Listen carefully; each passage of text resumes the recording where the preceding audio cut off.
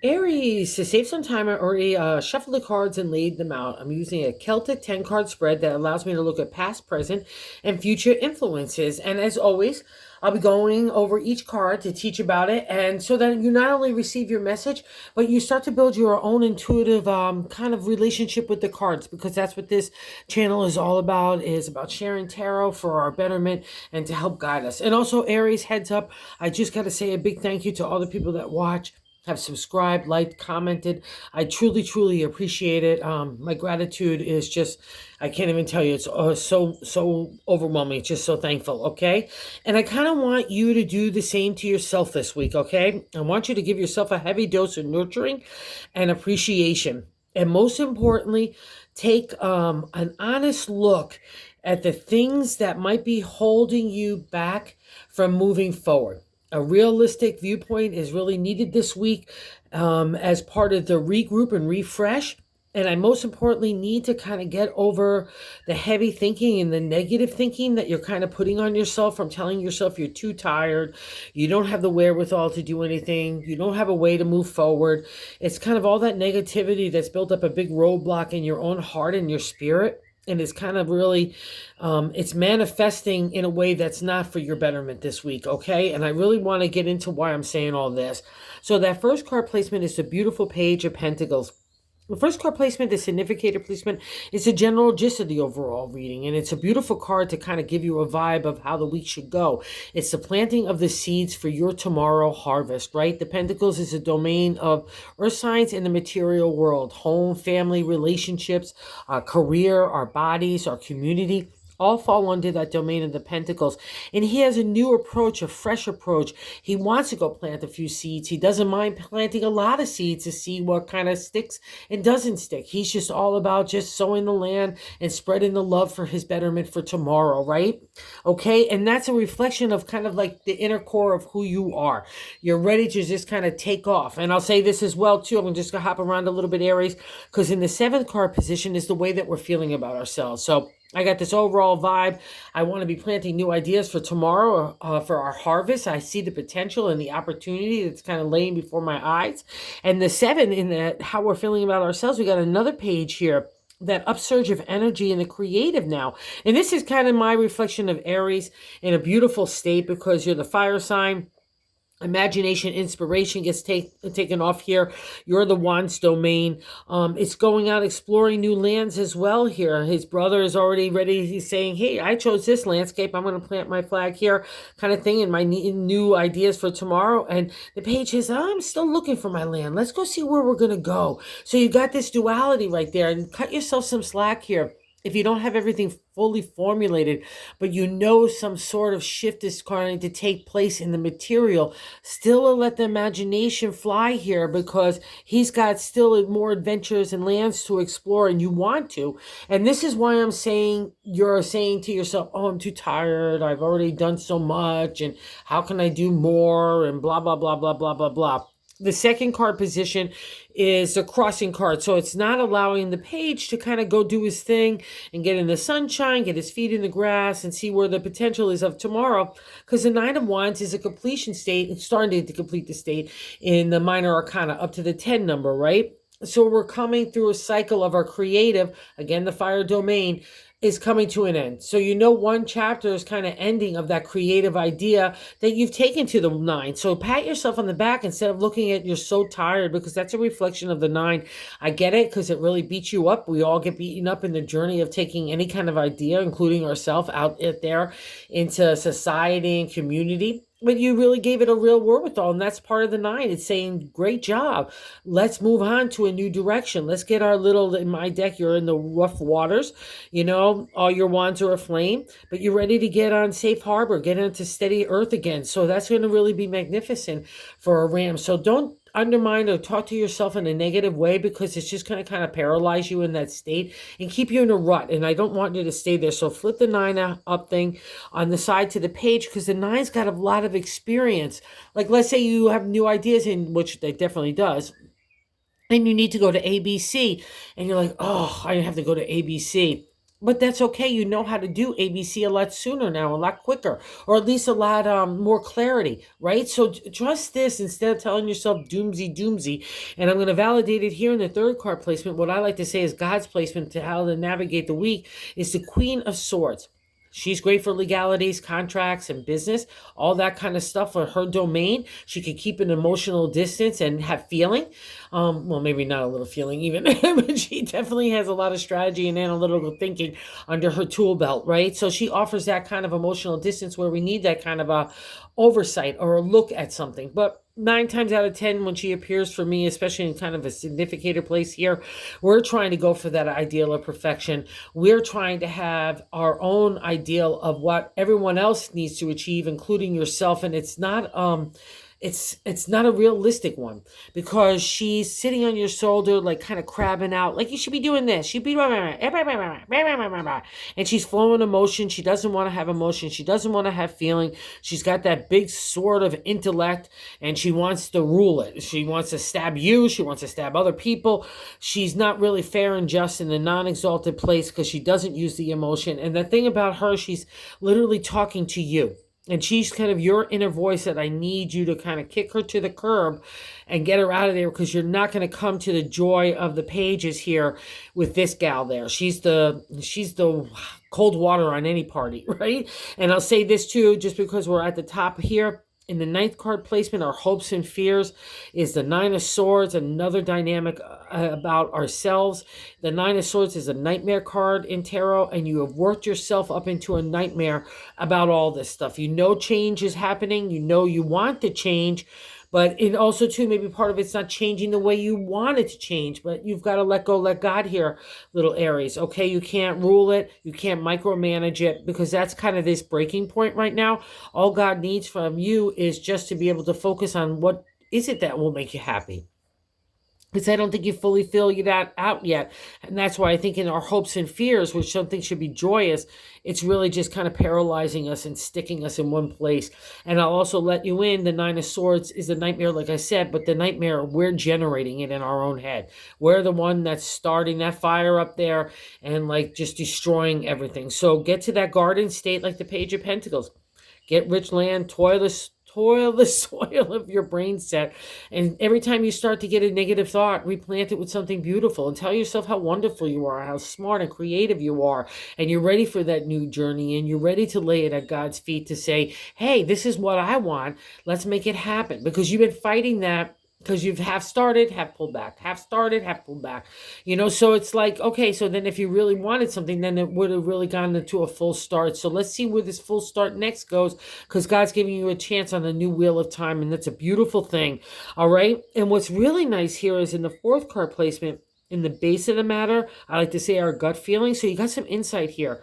The 4 is kind of a pause stage in the journey of the creative. So you need to regroup. You need that kind of clarity. And it's only going to happen in peace and a mellowness. It's not going to happen in the chaos of the Nine of Swords, or it's definitely not going to happen in the tight pinchiness of the Queen of Swords, okay? It's going to happen here in the 4. So trust that gut feeling, your intuitive nature that knows there's a shift taking it for your betterment, and you're ready to kind of ignite it. So trust it. So just kind of get into a settled place, clean out, detox, get into a meditative state.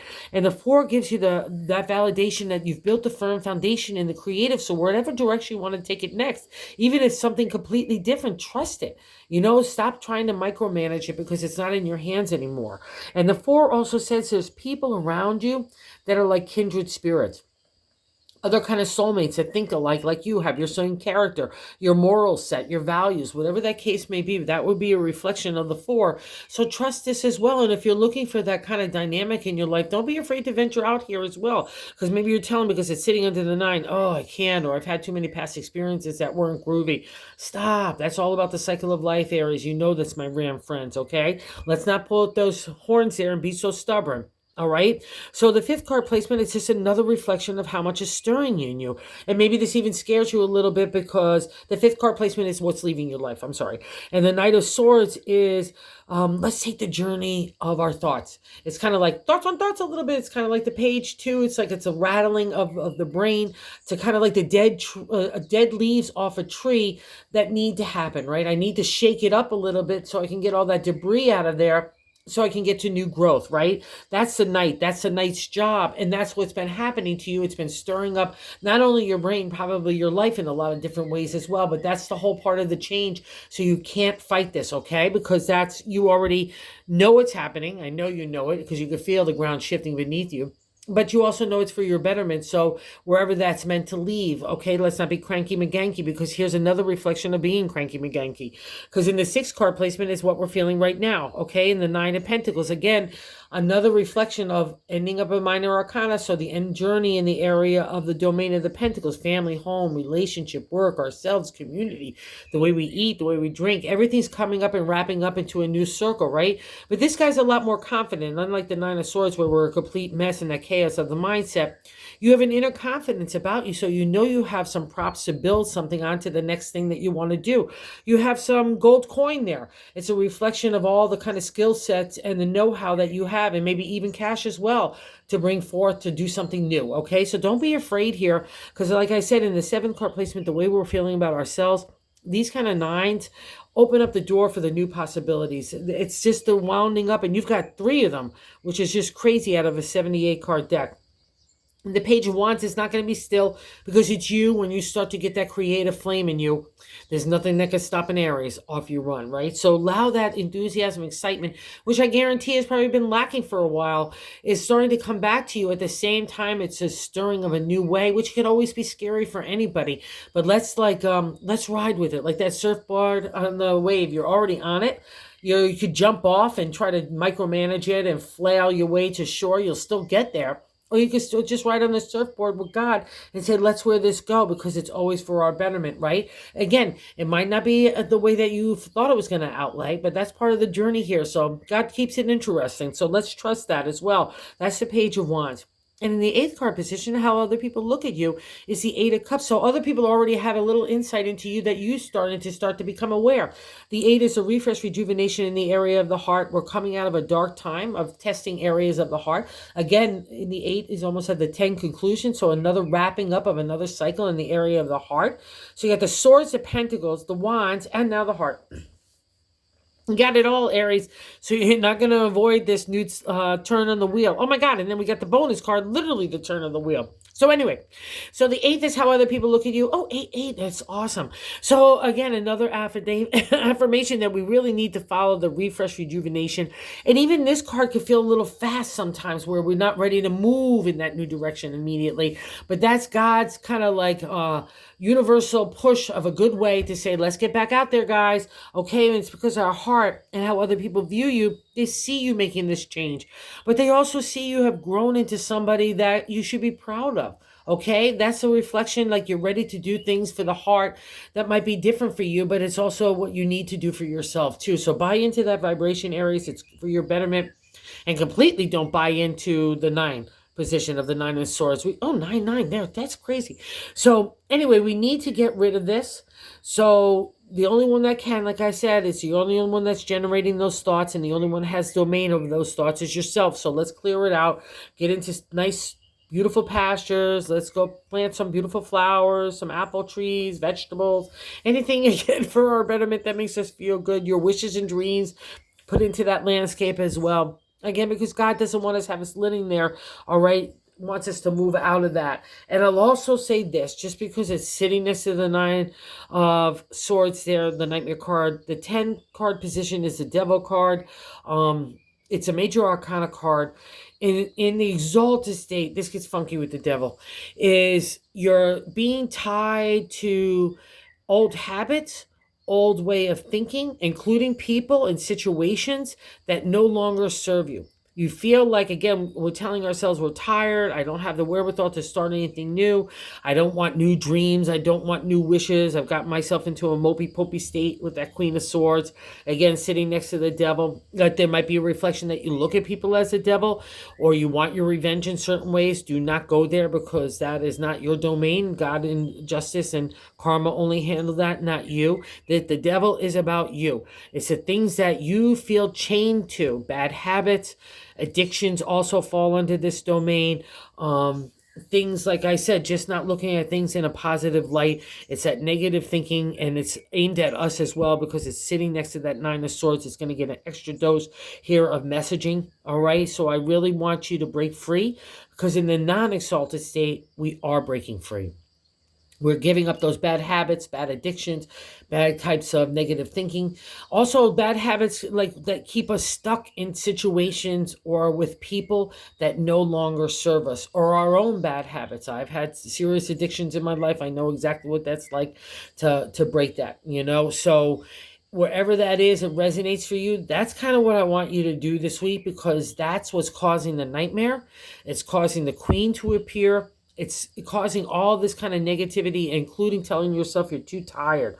So wherever you feel like you need to break free, to get your freedom, to be completely you, to live the life that you want to do, that's what the chain has got to break. And that's the ironic part about the devil. There's absolutely nothing holding the chain there. They've got the little cuff around their neck, but it's not locked or anything. It's our perception, again, like the nightmare card.